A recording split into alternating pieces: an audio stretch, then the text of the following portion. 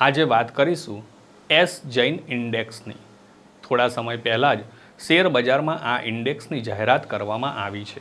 તો આ ઇન્ડેક્સમાં કેવી કંપનીઓનો સમાવેશ કરવામાં આવે છે, કેમ આ ઇન્ડેક્સ લાવવામાં આવ્યો છે, જેની અહીં જાણકારી આપવાનો પ્રયાસ કર્યો છે। વૈષ્ણવજન તો તેને કહીએ જે પીડ પરાઈ જાનાને રે। નમસ્કાર દર્શક મિત્રો, હું ચિરાગ રાણા, નવજીવન ન્યૂઝમાં તમારું સ્વાગત છે। એસ જૈન ઇન્ડેક્સ શેર બજારનો શરિયા આધારિત ઇન્ડેક્સ છે। આ ઇન્ડેક્સમાં ફક્ત એવી જ કંપનીઓ સામેલ છે જે શરિયા સ્ક્રીનિંગના નિયમોનું પાલન કરે છે। આ કોઈ કંપની નથી, પરંતુ એક ઇન્ડેક્સ છે। જેમ નિફ્ટી, સેન્સેક્સ, બેંક નિફ્ટી, તેવી જ રીતે એસ જૈન ઇન્ડેક્સ છે। અહીં કંપનીઓની પસંદગી માત્ર તેની માર્કેટ કેપથી નથી કરવામાં આવતી, પરંતુ તે કંપનીઓના બિઝનેસ મોડેલ પર કરવામાં આવે છે। જેમ કે આ કંપનીઓ શરાબનો વ્યવસાય, તંબાકુ, જુગાર, પારંપરિક બેંક અને વ્યાજ આધારિત કારોબાર તથા અન્ય ગેરકાનૂની ધંધા ના કરતી હોવી જોઈએ। આવા નિયમોના લીધે ઘણી મોટી કંપનીઓનો આમાં સમાવેશ થતો નથી।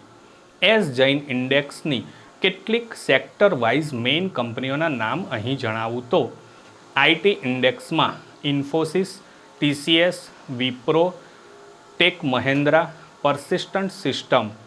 ફાર્માની વાત કરું તો Sun Pharma, Doctor Reddy, Cipla. એફએમસીજીની વાત કરીએ તો Hindustan Unilever, ITC, Dabur, Britannia. ઓટોમાં Tata Motor, Bajaj Auto, Hero Moto. સિમેન્ટમાં એસીસી, અલ્ટ્રાટેક, અંબુજા સિમેન્ટ। મેટલ્સમાં Tata Steel, Hindalco. Oil and ગેસમાં Reliance Industries, Adani Total Gas. ઇન્ફ્રાસ્ટ્રક્ચરમાં એલ&ટી, એબીબી ઇન્ડિયા। હેલ્થકેરમાં અપોલો હોસ્પિટલ। રિટેલમાં એવન્યુ સુપરમાર્ટ એટલે કે ડીમાર્ટ, ટ્રેન્ટ। પેઇન્ટ્સમાં Asian Paints. કન્ઝ્યુમરમાં ટાઇટન, કોલગેટ। થોડા સમયે આમાં કંપનીઓ ઉમેરાય છે તો તેમાંથી કાઢવામાં પણ આવે છે, એટલે કે આ સૂચિ બદલાતી રહે છે।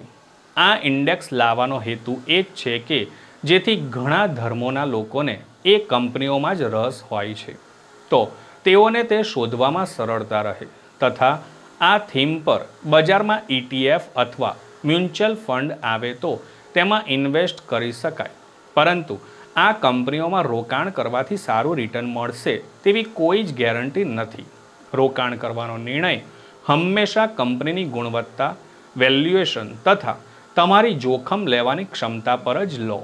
જો તમને આ માહિતી ઉપયોગી લાગી હોય તો વિડીયોને લાઈક કરો, તમારા ટ્રેડિંગ મિત્રો સાથે શેર કરો અને આવી જ શેર બજારની સાચી અને સરળ માહિતી માટે અમારી ચેનલને સબસ્ક્રાઈબ કરો। તે સિવાય તમને શેર બજારને લગતા કોઈ પણ પ્રશ્નો હોય તો તમે અમને કોમેન્ટ કરી જણાવો, જેથી અમે આવતા વિડીયોમાં તેનો સમાવેશ કરી શકીએ। ધન્યવાદ।